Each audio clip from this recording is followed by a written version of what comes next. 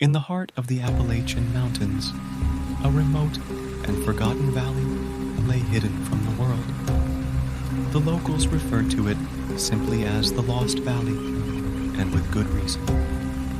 For decades, it had been shrouded in eerie tales and sinister legends, stories of a relentless evil that dwelled deep within its secluded heart. One chilling October evening, a group of 5 friends set out to prove the legends wrong. Among them was Sarah, a skeptic who had scoffed at the valley's notoriety for years. Armed with camping gear and a camera, they ventured into the unknown. The moment they crossed the threshold into the Lost Valley, an unsettling stillness enveloped them. The forest was eerily silent, devoid of the usual nocturnal sounds. As they set up their campsite, a feeling of unease settled upon them like a heavy fog. As night descended, a peculiar sensation settled in the pit of Sarah's stomach. She dismissed it as nerves, attributing her unease to the spooky stories she had grown up hearing. But as the darkness deepened, the atmosphere grew heavier, and a sense of being watched settled over the group. Around the campfire, they laughed and shared stories, attempting to drown out the mounting tension. But then they heard it, a soft, plaintive cry that seemed to emanate from the very trees themselves. Sarah shuddered, and her friends exchanged anxious glances. "It's just the wind," one of them said, though their voice quivered with uncertainty, but the wind carried with it whispers, inaudible at first, like the rustling of leaves, but steadily growing more distinct. The whispers formed words that spoke of terror, suffering, and a dark, ancient presence. Sarah felt a cold chill run down her spine. She glanced at her friends, who were now paralyzed with fear. The whispers became relentless, their voices growing louder and more sinister. Sarah's skepticism crumbled as dread took hold of her. Then, from the edge of the campfire's glow, something emerged. A figure cloaked in tattered robes, its face obscured by shadows. It moved toward them, and the very ground seemed to tremble with its approach. "Who are you?" Sarah managed to stammer. The figure did not respond, but reached out its bony hand, beckoning them to follow. In a trance-like state, they rose and followed the figure deeper into the valley. The whispers grew deafening, a cacophony of despair that echoed through their minds. As they reached a clearing, Sarah and her friends saw it, a massive, ancient tree with gnarled roots that reached out like skeletal fingers. The figure pointed towards the tree, and a sense of inevitability washed over them. With a terrible sense of dread, they realized that the tree was not just a tree. It was a gateway to an abyss of darkness, a portal to a realm beyond comprehension. They were helpless, unable to resist the pull of the abyss. One by one, they stepped into the inky blackness, their screams merging with the ever-present whispers. Sarah, the last to enter, turned to see the figure one final time. Its eyes were pits of endless darkness, and it grinned, a grin that seemed to stretch impossibly wide. And then, with a sickening sensation, Sarah was pulled into the abyss, her consciousness consumed by the relentless evil that had lured them into the Lost Valley. The valley remained shrouded in darkness, a place of unspeakable horror where the whispers never ceased, and the lost souls of those who had dared to enter were forever trapped in a nightmarish eternity. The legends of the Lost Valley persisted, a haunting reminder that some evils are best left untested, some places are best left unexplored, and some mysteries are best left unsolved. In the remote and isolated town of Raven Shadow, nestled deep in the heart of the Blackwood Forest, a sinister secret festered. The townspeople had lived in perpetual fear for generations, whispering about a cursed mansion that loomed on the outskirts of their cursed town, a mansion known only as the House of Eternal Shadows. The house was said to be cursed by an ancient malevolent spirit, and those who entered never returned. The mansion had been abandoned for centuries, its dark history shrouded in mystery and fear. But curiosity has a way of drawing people to the darkest of places. In the autumn of 1885, a group of 5 daring individuals arrived in Ravenshadow, determined to uncover the truth behind the town's legends. Among them was Dr. William Monroe, a renowned occultist and paranormal investigator. Armed with a cache of ghost hunting equipment, they set out on a fateful journey. As they approached the House of Eternal Shadows, the very air seemed to grow colder, and the once vibrant trees surrounding the mansion withered and twisted as if recoiling from the malevolence that seeped from its very walls. The house itself stood tall, its windows shattered, and its walls covered in a thick veil of ivy.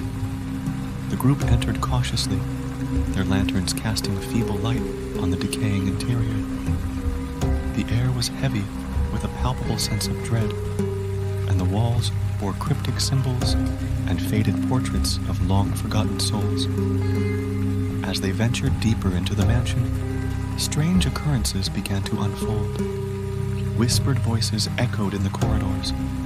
The sound of footsteps echoed through empty rooms, and doors slammed shut of their own accord. Dr. Monroe's equipment began to register anomalous readings, confirming the presence of a supernatural force. As night descended, the group gathered in the mansion's grand library, determined to make contact with whatever lurked within. They conducted seances and invoked ancient rituals, their voices rising in a chorus of supplication. Suddenly, the room went cold, and an oppressive darkness descended. The group's lanterns flickered and died, leaving them in pitch blackness. Whispers filled the air, and the shadows in the room began to writhe and take shape. From the darkness emerged a spectral figure, a woman in a tattered gown, her eyes hollow and devoid of emotion. She spoke with a voice that seemed to come from beyond the grave. "Who dares disturb my eternal slumber?" she hissed, her voice echoing through the room. Dr. Monroe stepped forward, his voice trembling but resolute. "We seek answers, Spirit. What is the curse that plagues this house?" The Spirit's face contorted with anguish, and she began to recount a tale of tragedy and betrayal. Long ago, she had been a servant in the mansion, falsely accused of witchcraft and condemned to a horrific death. Her spirit had been bound to the house by a vengeful curse, and she had been tormented by its malevolent presence ever since. As she spoke, the room grew colder, and the walls seemed to close in around them. The spirit's form became more menacing, and she reached out her ghostly hand, her fingers like icy tendrils. The group tried to flee, but the mansion itself seemed to conspire against them, its doors slamming shut and its corridors twisting and shifting. They were trapped in a nightmarish maze, pursued by the vengeful spirit. One by one, the group succumbed to the darkness, their souls claimed by the curse of the House of Eternal Shadows. Dr. Monroe, the last to fall, looked back one final time and saw the mansion's walls closing in on him, sealing his fate. As the dawn broke over Ravenshadow, the mansion stood empty once more, its secrets buried in the eternal shadows. The legends of the cursed house persisted, a haunting reminder that some curses are never meant to be broken. Some spirits are never meant to be disturbed, and some mysteries are best left unsolved.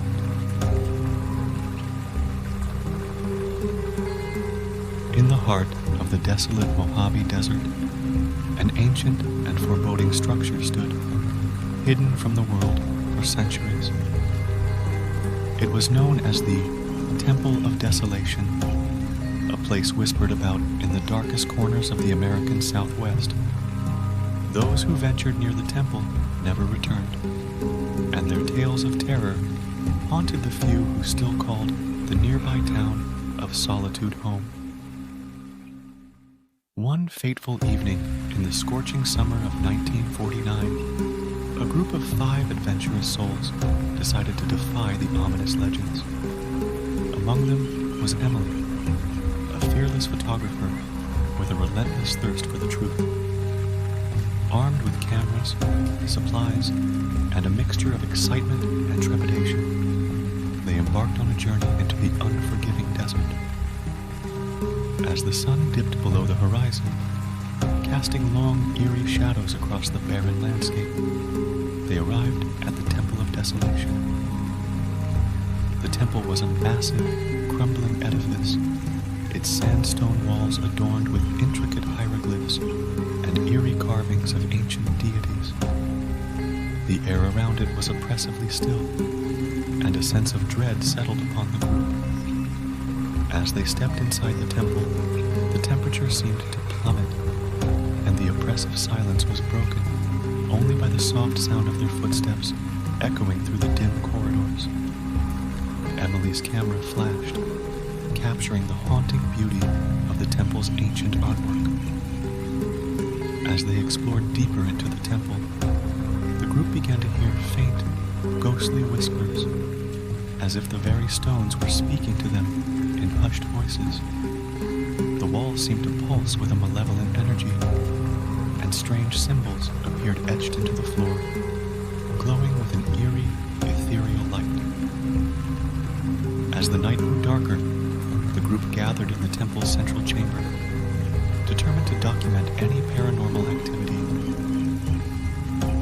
Emily set up her camera, and they conducted a seance, hoping to make contact with whatever dwelled within.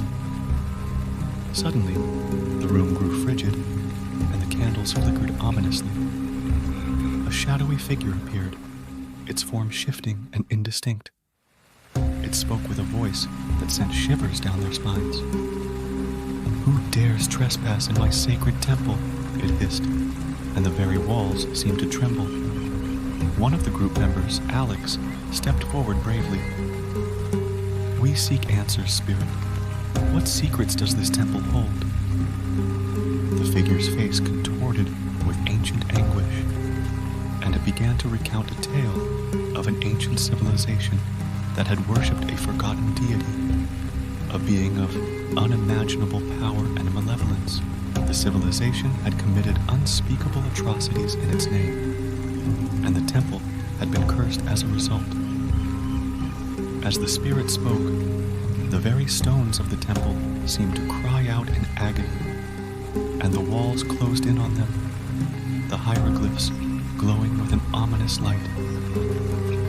The group tried to flee, but the temple's corridors had transformed into a nightmarish maze, shifting and twisting, trapping them within. One by one, the group members succumbed to the malevolent force that surrounded them. Emily, the last to remain, found herself in a chamber deep within the temple. The air was thick with a suffocating darkness, and the walls seemed to pulse with a malevolent energy. The spirit materialized before her, its form now solid and horrifying. "You cannot leave this place," it whispered, its voice echoing in her mind. "You are mine now." With those chilling words, the temple seemed to come alive, its walls closing in on Emily. She screamed as the darkness consumed her, and the very stones of the temple seemed to swallow her whole.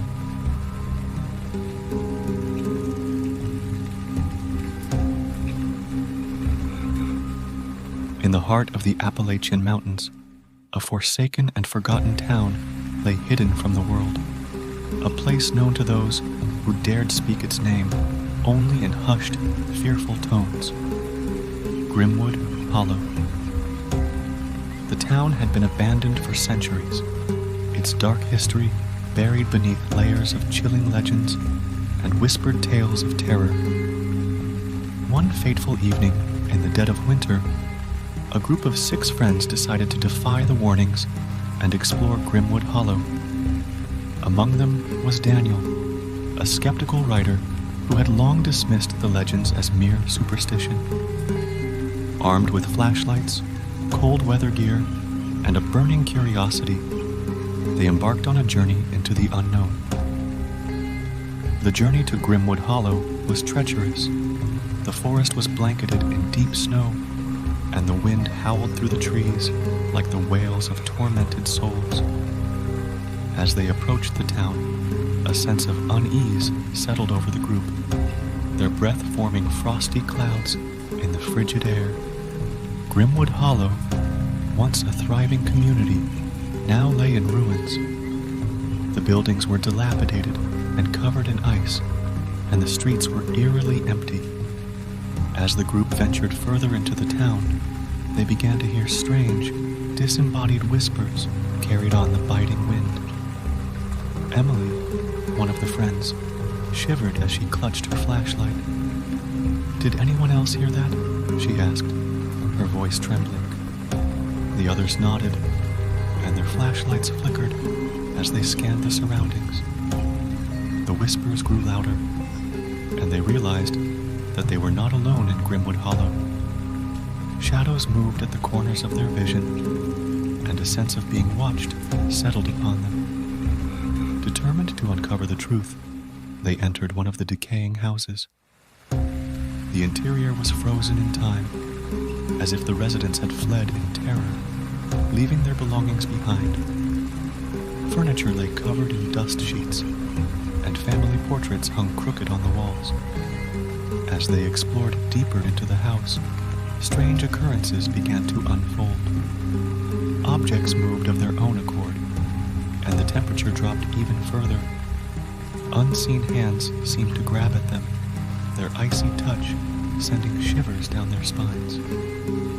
In the attic, they stumbled upon a journal, a diary of the last resident of Grimwood Hollow. The entries spoke of strange happenings in the town, of voices in the night, and of a malevolent presence that seemed to seep from the very walls. With each passing moment, the whispers grew more sinister, forming words and sentences that spoke of torment and despair. The group was gripped by terror, their determination giving way to primal fear. As night fell, they decided to leave the house, but the town had changed. The streets were now a labyrinth of shifting, gnarled trees, and the houses seemed to twist and contort, their windows resembling malevolent eyes. Panic set in as they realized that they were trapped in Grimwood Hollow, the town itself conspiring to keep them within its cursed boundaries. The whispers grew louder, filling their minds with visions of unspeakable horror. One by one, the friends succumbed to the darkness. Emily vanished into the shadows, her voice echoing with chilling laughter. Daniel, the skeptic, was driven to madness, his screams becoming part of the nightmarish chorus that haunted the town. As dawn broke, Grimwood Hollow appeared abandoned once more, its secrets buried beneath layers of ice and snow. The legends of the town persisted, a haunting reminder that some places are best left undisturbed, some whispers are best left unheard, and some mysteries are best left unsolved.